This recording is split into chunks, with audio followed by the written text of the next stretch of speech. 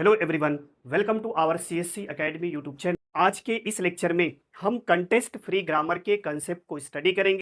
Contest free grammar के concept को understand करने के पहले हम ग्रामर के कंसेप्ट को जानें। ग्रामर किसे कहा जाता है? तो सिंपल सा कंसेप्ट आपको याद रखना है। ग्रामर में सेट ऑफ रूल्स होता है और रूल्स का यूज करके कम्युनिकेशन परफॉर्म किया जाता है। एग्जाम्पल के लिए इंग्लिश लैंग्वेज में कम्युनिकेशन को परफॉर्म करने के लिए इंग्लिश लैंग्वेज का ग्रामर यूज होता है। हिंदी लैंग्वेज में कम्युनिकेशन को परफॉर्म करने के लिए हिंदी ग्रामर का यूज होता है एंड प्रोग्राम्स को लिखने के लिए प्रोग्रामिंग लैंग्वेज का ग्रामर यूज होता है। ग्रामर के लिए आपको सिंपल सा कंसेप्ट याद रखना है। ग्रामर में सेट ऑफ रूल्स होता है जिसका यूज करके कम्युनिकेशन परफॉर्म किया जाता है। हमें इस लेक्चर में कंटेस्ट फ्री ग्रामर को पढ़ना। तो चलिए इस कंसेप्ट को स्टडी करने के पहले हम ये देखेंगे ऑटोमेटा थ्योरी में 4 टाइप्स का ग्रामर, करस्पॉन्डिंग 4 टाइप्स का लैंग्वेज, करस्पॉन्डिंग 4 टाइप्स का ऑटोमेटा यूज होता है।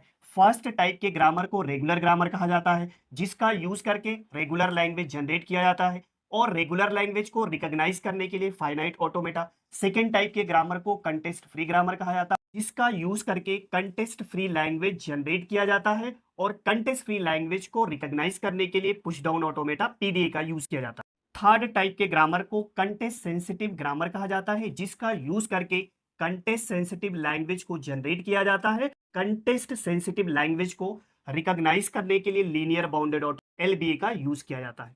फोर्थ टाइप के ग्रामर को रिकर्सिवली इनुमरेबल ग्रामर कहा जाता है जिसका यूज करके रिकर्सिवली इनुमरेबल लैंग्वेज को जनरेट किया जाता है और रिकर्सिवली इनुमरेबल लैंग्वेज को एक्सेप्ट करने के लिए ट्यूरिंग मशीन का यूज किया जाता है। इस लेक्चर में हमें कंटेस्ट फ्री ग्रामर के कंसेप्ट को सीखना। ग्रामर में 2 सिंबल्स का यूज होता है जिसमें फर्स्ट टाइप के सिंबल को नॉन टर्मिनल या वेरिएबल कहा जाता है। नॉन टर्मिनल या वेरिएबल, इसको कैपिटल वी से रिप्रेजेंट किया जाता है। अब हम जानेंगे नॉन टर्मिनल सिंबल्स किसे कहा जाता है। तो इसके लिए सिंपल सा कंसेप्ट आपको याद रखना है।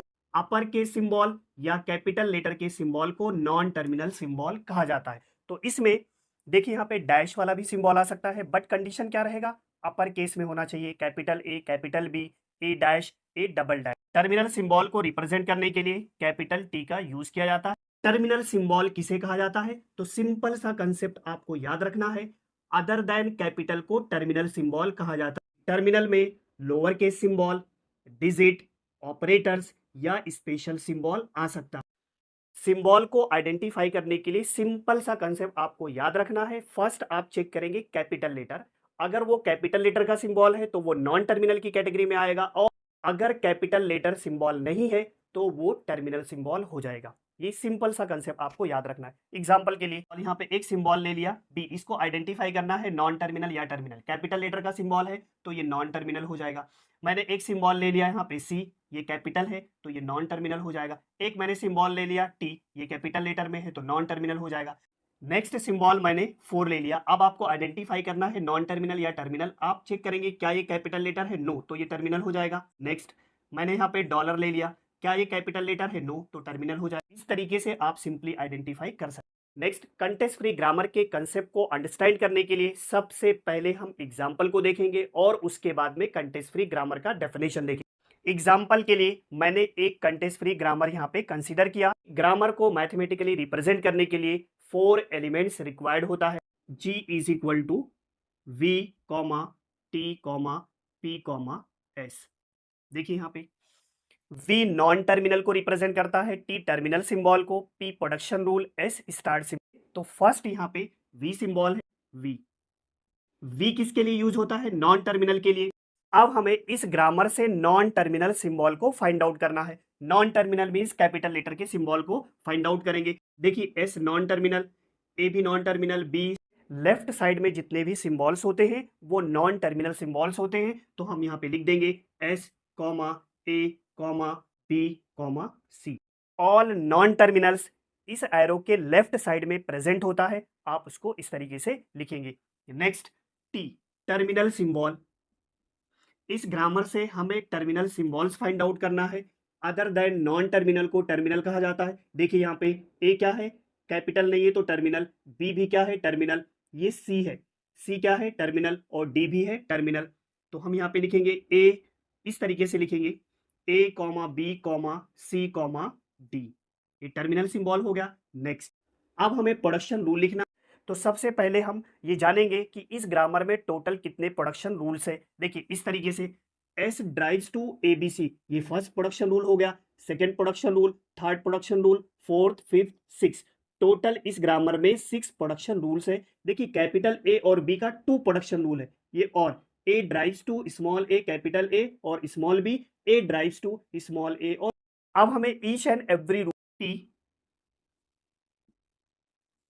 Production rule, first production rule S drives to ABC, A drives to AB, A drives to AB। Next B drives to terminal C, B drives to C। Next C drives to D। इस तरीके से आप production rule लिखेंगे। Next S start symbol या starting symbol find out करना है। तो देखिए top to bottom, left to right, first वाला सिंबल कौन सा मिलेगा? एस, तो एस होता है स्टार्ट सिंबल या स्टार्टिंग सिंबल। इस तरीके से कंटेक्स्ट फ्री ग्रामर को मैथमेटिकली डिफाइन करने के लिए 4 एलिमेंट्स रिक्वायर्ड होते हैं। ऑटोमेटा थ्योरी में टोटल 4 टाइप्स के ग्रामर्स होते हैं। ऑल टाइप के ग्रामर्स में वी, टी और एस सेम होता है, बस प्रोडक्शन रूल चेंजेस होगा। टोटल 4 टाइप्स के ग्रामर्स होते हैं, बट आप कंटेक्स्ट फ्री ग्रामर को कैसे आइडेंटिफाई करो बाद में मैं आपको बताऊंगा। चलिए अब हम कंटेक्स्ट फ्री ग्रामर के डेफिनेशन को देखिए। CFG is used to specify the syntactic structure of programming language. Means programming language के सिंटैक्स को स्पेसिफाई करने के लिए कंटेक्स्ट फ्री ग्रामर का यूज होता है।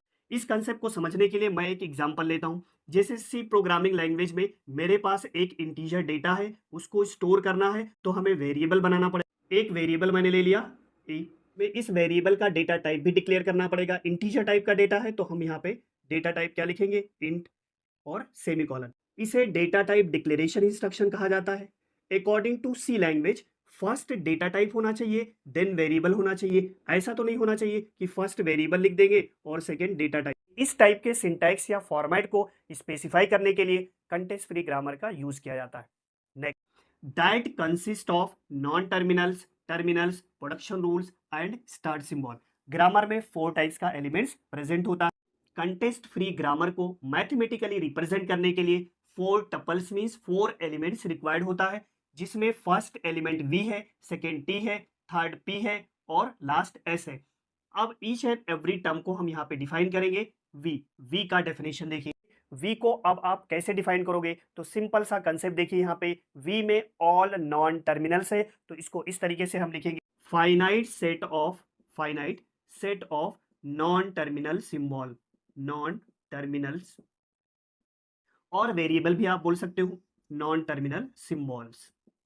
सेकेंड टी में टर्मिनल सिंबल का कलेक्शन है, तो जहां पे सेट आएगा आपको फाइनाइट सेट लिखना है, finite set of terminal symbols. Next S को पहले डिफाइन करेंगे। एस देखिए स्टार्ट सिंबल, यहां पे सेट नहीं आएगा, स्टार्टिंग सिंबल सिंगल होना चाहिए, तो एस के लिए हम लिखेंगे start symbol. Next P production rules, तो यहां पे लिखेंगे finite set of production rules. अब हमें कंटेक्स्ट फ्री ग्रामर के प्रोडक्शन रूल का जनरल फॉर्मेट देखना है। तो देखिए production rule P defined as alpha drives to B, हम अल्फा को डिफाइन करेंगे। तो देखिए कंटेक्स्ट फ्री ग्रामर के लेफ्ट साइड में ये अल्फा है और drives to beta. Left side को अल्फा से रिप्रेजेंट किया जाता है, राइट साइड को बीटा से रिप्रेजेंट किया जाता है। तो अल्फा को आप कैसे डिफाइन करोगे? तो सिंपल सा कंसेप्ट यहां पे याद रखना, ये जो एलिमेंट है वो कौन से सेट का एलिमेंट है? V सेट का एलिमेंट है, तो हम यहाँ पे लिखेंगे alpha belongs to single non terminal. अब हमें बीटा को डिफाइन करना है।